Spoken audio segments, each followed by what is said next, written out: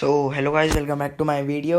तो तुम लोग देख रहे हो DAV सन, और आज अपन लोग करने वाले हैं, मतलब पढ़ने वाले हैं the rise of small kingdoms in south India. इसका पार्ट 2 आ रहा है, क्योंकि पार्ट 1 में हमने मतलब मेन किंगडम्स के बारे में मैंने समझा दिया था, जो कि थे चोलास और पांड्यास। और अभी आज हम लोग पढ़ने वाले हैं गवर्नेंस उस टाइम की, गवर्नेंस के बारे में, गवर्नेंस इन साउथ इंडिया। तो स्टार्ट करते हैं।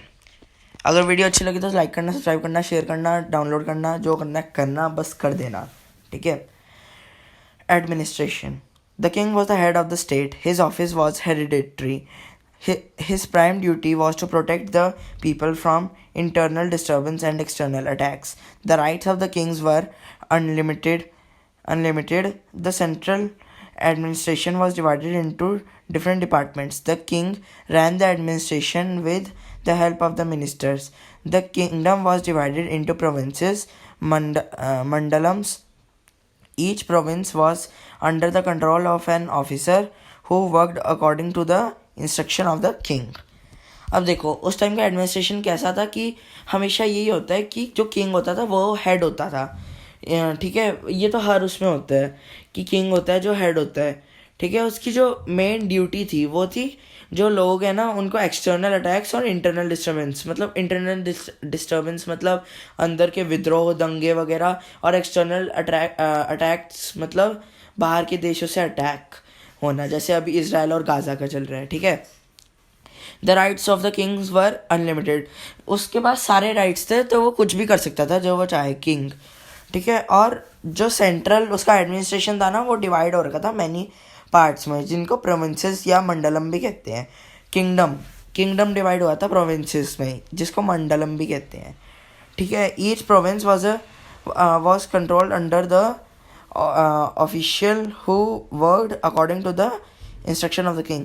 हर प्रोविंस का, हर पार्ट का ना एक कंट्रोलर होता था जो कि किंग के अंडर काम करता था, मतलब किंग के बोलने पर काम करता था।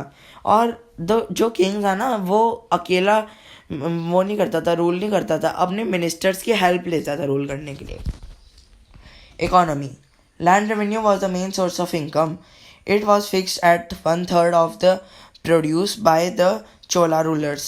The economic condition of the people was good. Agriculture, trade, and weaving were the chief occupations of the people. The irrigational facility were well developed, which increased the agricultural yield. The Chola rulers spent a major part of the income on public welfare. अब इसमें क्या बताया गया कि जो agriculture, trade और weaving थे ना, ये उस टाइम के मेन ऑक्यूपेशन थे। और इरिगेशनल फैसिलिटीज मतलब पौधों को पानी देना, मतलब फार्मिंग का काम ऑलमोस्ट वो डेवलप होने लग गया था, ठीक है। एग्रीकल्चर यील्ड्स मतलब एग्रीकल्चर फील्ड्स में, जैसे फार्मिंग का काम, ठीक है। जो चोला रूलर्स थे ना वो बहुत ज़्यादा अपना पैसा मतलब यूज़ करते थे पब्लिक के वेलफेयर में, मतलब पब्लिक की भलाई में। Land revenue was the main source of income.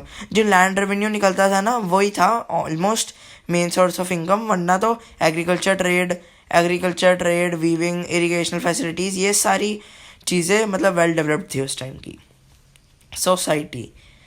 The society of the South India was also caste-ridden, like that of North India. The Brahmins, priestly class, and Kshatriya warrior class dominated the lower classes. The peasants tilled the land which belonged to the rulers of the temples.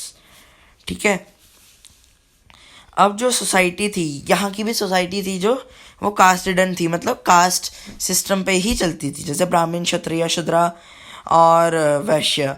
अब जो शूद्र थे मतलब priest, और जो ये क्षत्रिय थे लड़ने वाले मतलब वॉरियर्स, ये परेशान करते थे, डोमिनेटेड द लोअर क्लासेस, मतलब लोअर कास्ट मतलब वो शूद्रास, ठीक है। तो peasants tilled the land with belonging to rulers or the temples. ये मैंने आपको पहले बता दिया था फर्स्ट वीडियो पे कि जो चोला वाले वो लोग ऐसे देते थे, मतलब गिफ्ट में दे देते थे अपनी लैंड, मतलब ये सेम ही था जैसे नॉर्थ इंडिया की तरह ही सेम था इनका भी। Religion played an important part in the life of the people in South India. Buddhism and Jainism were not popular there. Hinduism was the most popular regional. Vedic sacrifices were quite common. The cult of Lord Vishnu and Lord Shiva also became important during this time. Kanchipuram was an important center of studies of Sanskrit and regional languages like Tamil. It was also a center of pilgrimage for Hindu devotees. अब इसमें क्या बताया गया है कि जो उस time का रिलीजन था ना, उस टाइम मतलब बुद्धिज़्म और जैनिज़्म इतना फेमस नहीं था, पर हिंदुइज़्म बहुत फेमस था. वैदिक सेक्रीफाइसेस उस टाइम बहुत कॉमन थे. और ये आपसे मतलब पूछा जा सकता है कि उस टाइम पर मतलब कौन सा धर्म ज़्यादा फेमस था, तो आपको बताना है कि उस टाइम पे हिंदुइज़्म था ज़्यादा फेमस. और जो मेन डिवोटीज थे ना उस टाइम के, वो मतलब मेन डिवोटी जिनको डिवोट करते थे लोग, वो थे लॉर्ड विष्णु और लॉर्ड शिवा. ठीक है, ये भी आ सकता है तुम्हारा MCQs में. कांचीपुरम वॉज एन, ये ज़रूर आता है, Kanchipuram was an important centre of studies of Sanskrit and regional languages. ठीक है, कांचीपुरम, ये याद रखना. The Bhakti saints preached the teachings of the epics of Ramayana and Mahabharata. The epics were translated into many South Indian languages. Many great literary words like Silapadikaram and Kalai were written during this period. ठीक है, अब ये तो नहीं पूछेंगे तुमसे which were the books written during this period, पर ये तुमसे ज़रूर पूछ सकते हैं कि the Bhakti saints preached the teachings of the epics of dash and dash, जिनमें तुम्हें लिखना है महाभारता एंड रामायणा. ठीक है. Education. The temples of the South India were not only the place of worship but also important centers of culture, administration and education. Each temple had an attached matha which provided free education, boarding and lodging to the students. Some temples emerged as leading cultural centers where fairs, contests and other cultural activities were organized. Though Sanskrit continued as the language of scholar, Tamil, Kannada and Telugu also progressed. अब जो तमिल मतलब जो south के temples थे ना, ये सिर्फ worship करने के प्लेस ही नहीं थे, बल्कि एडमिनिस्ट्रेशन, कल्चरल एक्टिविटीज़ और एजुकेशन के भी प्लेस थे. हर टेम्पल में ना अटैच्ड माथा होता था जहाँ के पढ़ाया जाता था. बोर्डिंग मतलब एक टाइप का बोर्डिंग स्कूल हो गया, ये सब स्टूडेंट्स को फैसिलिटीज़ दी जाती थी. ठीक है, जैसे आजकल के बोर्डिंग स्कूल्स होते हैं, वैसी उस टाइम पे माता थे जो कि मतलब अटैच थे टेम्पल्स के साथ. मतलब वो एक टाइप के टेम्पल्स ही होते थे. ठीक है, और बाकी की सारी क्या कहते हैं एक्टिविटीज़ भी, मतलब कल्चरल एक्टिविटीज़ भी इसी में होती थी. किस में होती थी? हाँ, टेम्पल्स में होती थी. जो संस्कृत थी वो तो हमेशा से स्कॉलर्स की वो होती थी, लैंग्वेज होती थी, पर उस टाइम पर तमिल, कन्नड़ और तेलुगु. ठीक है, तमिल, कन्नड़ और तेलुगु ऑल्सो प्रोग्रेस. मतलब ये भी बहुत बढ़ावा इनका भी बहुत मतलब बढ़ी थी, ये बहुत फेमस हुई थी उस टाइम पर. The famous saint of and philosophers of this period were Shankaracharya and Ramanuja. ये याद रख लेना. Art and architecture. The rulers of the southern kingdom were not only great warriors but also great patrons of art and architecture. They built a number of important temples. The large rock cut temples at Mahabalipuram and Kailashnath were built in the 8th century. The Shiv temple of Tanjore and bronze statue of Nataraj are the fine examples of Chola art. ये तो हर जगह का होता है कि वहाँ के राजा great warriors नहीं बल्कि great patterns of art and architecture भी होते हैं.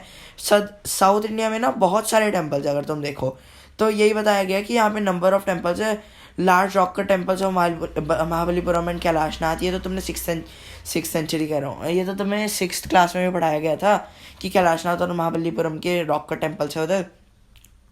और शिवा टेम्पल है तंजौर में. और जो नटराज नहीं होता, शिव जी की एक मूर्ति होती है, ऐसी दिखती है नटराज, ये डांसर्स को मिलती है.